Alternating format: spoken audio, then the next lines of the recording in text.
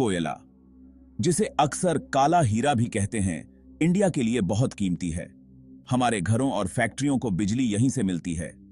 2004 से 2009 तक एक बहुत बड़ा घोटाला हुआ, कोयला आवंटन घोटाला। नीलामी की बजाय सरकार ने कोयले की खदानें प्राइवेट कंपनियों को मुफ्त में दे दी, जिससे देश को बहुत बड़ा नुकसान हुआ। सोचो, कोई दुकानदार अगर अपने सामान बेचने की बजाय मुफ्त में बांट दे। हमारे कोयले के साथ भी यही हुआ। ये कोई छोटी मोटी चोरी नहीं थी, ये तो हमारे देश का बहुत बड़ा नुकसान था। इस घोटाले ने पूरे देश को हिलाकर रख दिया। हमारे नेता हमारी संपत्ति के साथ इतने लापरवाह कैसे हो सकते हैं? ये सिर्फ पैसे का नुकसान नहीं था, ये तो हमारे भरोसे का हनन था।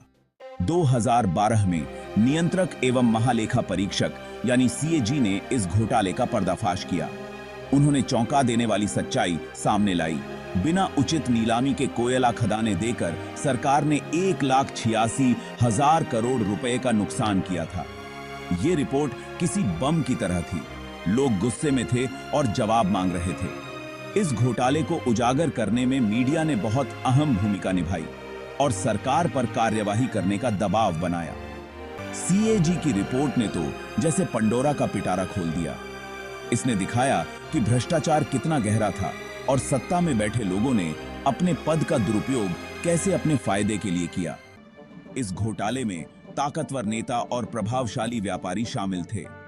तत्कालीन प्रधानमंत्री मनमोहन सिंह और पूर्व दूरसंचार मंत्री ए राजा जैसे बड़े नाम इस विवाद में घिर गए। इस अनुचित आवंटन से लाभ उठाने वाले बड़े उद्योगपति भी जांच के घेरे में आ गए। इस कांड ने राजनीति और व्यापार के बीच के गठजोड़ को उजागर किया और नैतिकता और ईमानदारी पर सवाल खड़े कर दिए। जनता में आक्रोश था। जिन्हें उन्होंने सेवा करने के लिए चुना था, उन्हीं लोगों ने उन्हें धोखा दिया था। यह घोटाला व्यवस्था में गड़बड़ी की एक मिसाल बन गया। इस घोटाले के कारण बहुत बड़ा हंगामा हुआ, जिसके कारण सरकार को कार्यवाही करनी पड़ी। केंद्रीय जांच ब्यूरो और प्रवर्तन निदेशालय ने मामले की जांच शुरू कर दी। कई नेताओं और व्यापारियों से पूछताछ की गई और गिरफ्तारियां भी हुईं।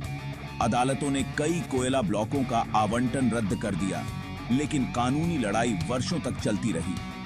जांच और गिरफ्तारियों के बावजूद बहुत से लोगों का मानना है कि अभी तक पूरा न्याय नहीं हुआ है। कानूनी प्रक्रिया की धीमी गति और कठोर सजा के अभाव ने न्यायपालिका की प्रभावशीलता पर सवाल खड़े कर दिए। कोयला आवंटन घोटाले का भारतीय राजनीति पर बहुत गहरा प्रभाव पड़ा। इसने सत्तारूढ़ कांग्रेस पार्टी की छवि को बुरी तरह से धूमिल कर दिया, जो पहले से ही भ्रष्टाचार के आरोपों का सामना कर रही थी।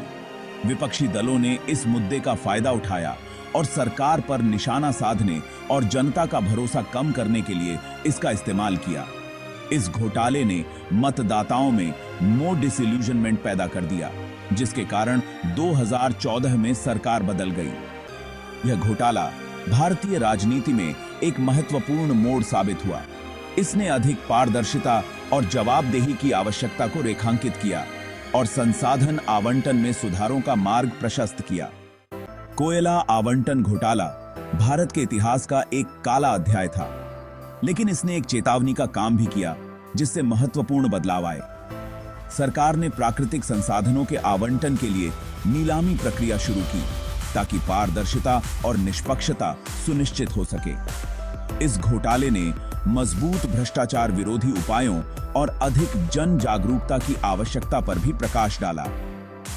भ्रष्टाचार के खिलाफ लड़ाई एक सतत प्रक्रिया है।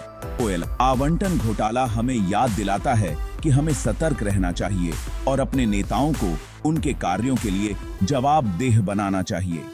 हमारे राष्ट्रीय संसाधनों की रक्षा करना हम सबकी जिम्मेदारी है।